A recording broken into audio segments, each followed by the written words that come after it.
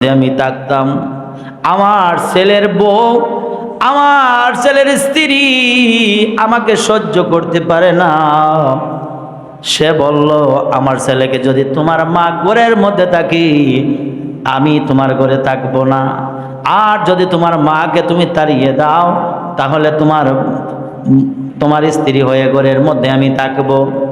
ইয়া রাসূলুল্লাহ, নবী গো, যেই ছেলেকে আমি এত কষ্ট করে লালন পালন করে আমি বড় করলাম, ওই ছেলেটা এসে আমার বুকের মধ্যে একটা লাথি মেরে দিল। ইয়া রাসূলুল্লাহ, নবী গো, আমি লাথিকে আমি পড়ে গেলাম জমিনের মধ্যে। গলা কাটা মুরগির মতো আমি লাফাইতেছি, কিন্তু আমার ছেলে আমার দিকে আর তাকায় না। আমার ছেলে আমাকে জমিন থেকে আর উঠায় না। ইয়া রাসূলুল্লাহ, তারপরে আমি আমার ছেলের ঘর থেকে বাইর হয়ে গেলাম। এখন আমি গাছতলায় থাকি, গাছতলার মধ্যে আমার বসবাস, গাছতলার মধ্যে আমার বাড়ি, জঙ্গলের মধ্যে আমার বাড়ি, পাহাড়ের মধ্যে আমি থাকি। ওই পাহাড়ের মধ্যে আমার আল্লাহ রাব্বুল আলামিন গায়েবী খাবার আমাকে দেয়। আল্লাহর নবী ডাক দিয়ে বলেন, মা মা, পাহাড় পরিমাণ যদি গুনাহ করলে আমার আল্লাহ মাফ করে দেয়, তাহলে আপনি মা হয়ে কেন আপনার ছেলেকে আপনি মাফ করতে পারেন না? ওই মা বলেন, না, আমি মাফ করতে পারবো না। কারণ হলো, আমার এই বুকের মধ্যে আমার ছেলে আমাকে লাথি মেরে দিয়েছিল, এই বুকটা আমার জাজরা করে দিয়েছে, বুকের মধ্যে আমি ব্যথা পেয়েছি। আমার ছেলেকে আমি মাফ করব না, কোনো অবস্থায় আমার ছেলেকে আমি মাফ করব না। আমার আল্লাহর কাছে আমি বলি, আল্লাহ যেন আমার ছেলেকে যেইভাবে শাস্তি দিতেছে তার চাইতে আরো দ্বিগুণ শাস্তি তার কবরের মধ্যে হয়। সাহাবীরা কেঁদে কেঁদে বলতেছে, ইয়া রাসূলুল্লাহ, নবী গো, ইয়া রাসূলুল্লাহ, আপনার জবান মোবারক থেকে আমি শুনেছি, আল জান্নাতু তাহতা আকদাবিল উম্মাহ, মায়ের পায়ের নিচে হলো সন্তানের জান্নাত। ইয়া রাসূলুল্লাহ, যেই মায়ের বুকের মধ্যে ছেলে লাথি মেরে দিয়েছে, ওই মা যদি মাফ না করে, আল্লাহ রাব্বুল আলামিন মাফ করবে না, তার কবরের আযাব মাফ করবে না, তার কবরের মধ্যে জাহান্নামের আগুন দাউ দাউ করে জ্বলতে থাকবে।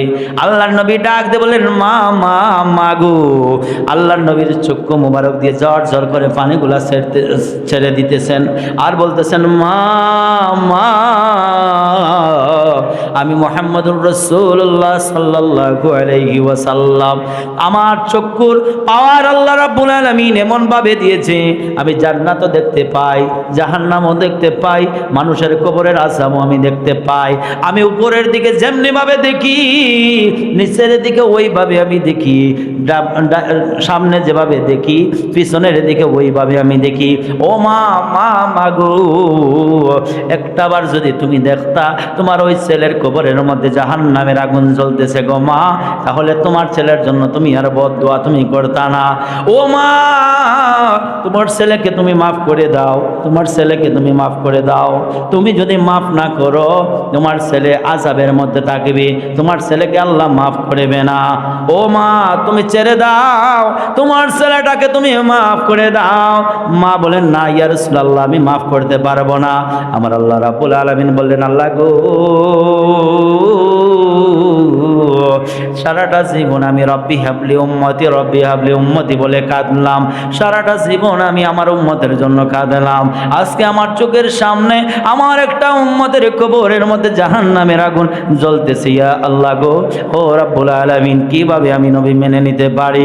আল্লাহ তাআলা সাথে সাথে নবীকে বললেন, ইয়া রাসূলুল্লাহ, বন্ধু, ও মায়ার নবী, দয়ার নবী গো, আমি মাফ করে দিতে পারি, কিন্তু সবার আগে মা মাফ করে দিতে হবে তার ছেলেকে। মা যদি তার ছেলেকে মাফ না করে, আমি আল্লাহ রাব্বুল আলামিন কিয়ামত পর্যন্ত তাকে মাফ করব না। আমার নবী ডাক দিয়ে বলেন, আল্লাহ গো, আমি সিজদার মধ্যে পড়ে গেলাম, তার মাকে নিয়ে আমি সিজদার মধ্যে পড়ে গেলাম। আল্লাহ, ওই মার চোখের পাওয়ারটা তার ছেলের কবরের মধ্য দিয়ে পৌঁছাইয়া দাও, কবরের মধ্যে পৌঁছাইয়া দাও। আমার আল্লাহ রাব্বুল আলামিন সাথে সাথে মায়ের চোখের পাওয়ারটা বাড়িয়ে দিলেন।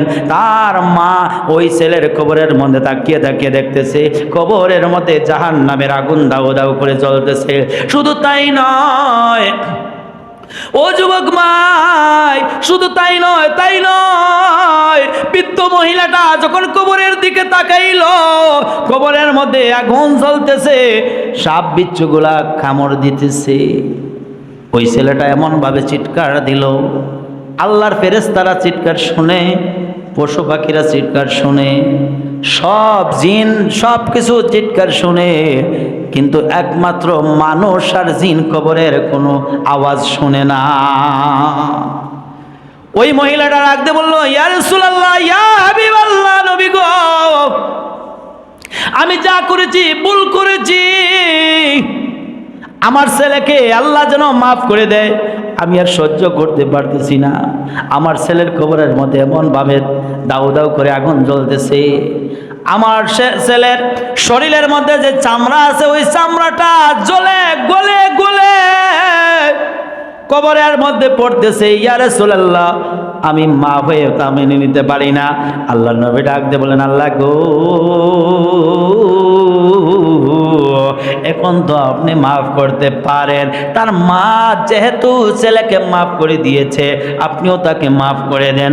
সাথে সাথে ওই বৃদ্ধ মহিলাটা কবরের দিকে তাকাইয়া দেখে ওই কবরের আযাব আল্লাহ রাব্বুল আলামিন মাফ করে দিয়েছে। বলুন সুবহানাল্লাহ। কবরের আযাব আমরা দেখি না, এই জন্য আমরা বুঝতে পারি না।